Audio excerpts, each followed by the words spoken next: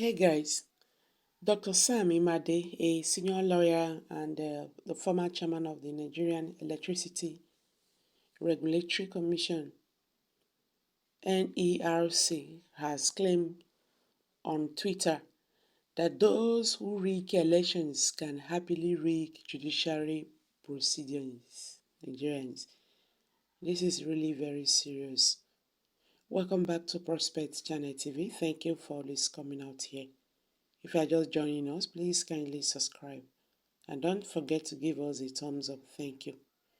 As you can see, Nigerians do not, really trust the Nigerian judiciary system because they feel that in this country anything can happen.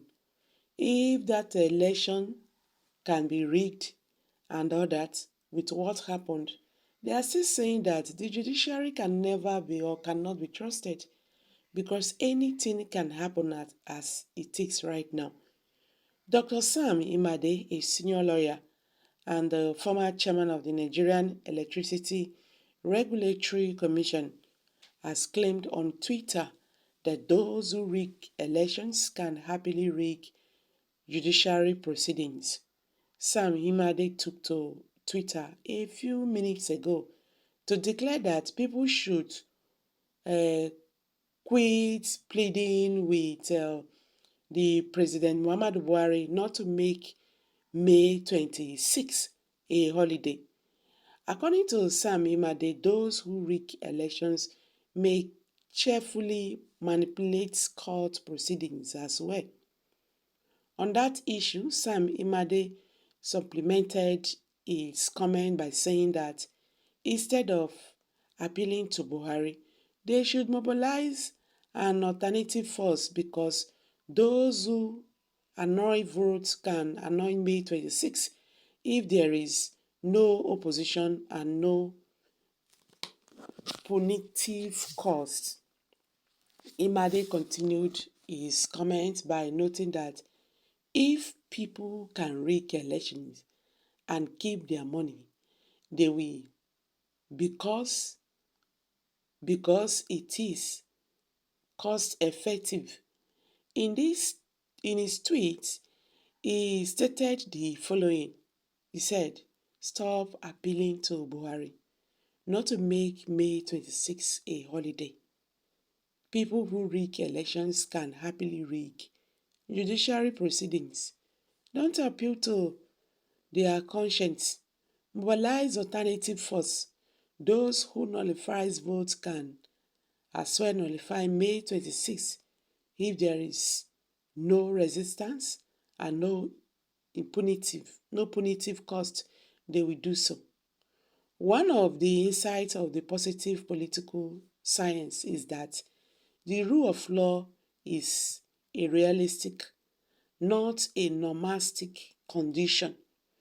Political elites obey the law because the cost of disobedience is prohibitive. If people can rig elections and keep their loot, they will do so. It is a bad cost, he said.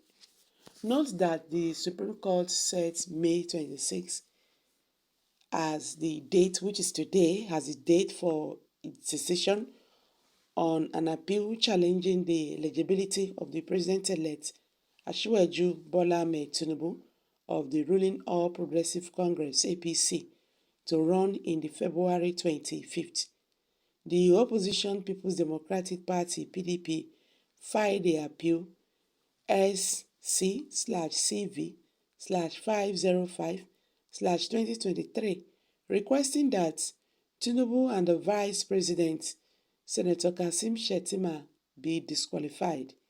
The PDP claimed that the APC and the Tinubu's nomination of Shettima as a vice presidential candidate for the election violated Sections 29, 1, 33, 35, and 84, 1 and 2 of the Electoral Act 2022 as amended. It told the court that there was evidence to show that Shettima was nominated twice, once for vice president and once for the Borno Central senatorial seat, which the PDP claimed was illegal. Aside from asking the court to nullify Tinubu and Shettima's candidacy, the appellate also requested that the Independent National Electoral Commission (INEC) removed their names from the lists of nominated sponsored candidates eligible to run in the presidential election. Meanwhile, after the parties adopted their last beliefs of argument, a five-member panel of the Supreme Court, commanded by Justice Eyong Okoro, approved the case for judgment, while the PDP, through its lawyer, Mr. Joe Agi San, urged the court to uphold its case by setting aside the Court of Appeal's decision on the matter. Tinubu and the APC counsel, Mr. Babatunde Ogala San, sought the dismissal of the complainant on the grounds that it lacks merit. Furthermore, the respondent ascertained that the case had been status buried due to expiration of the time limit for hearing and deciding such pre-hearing case.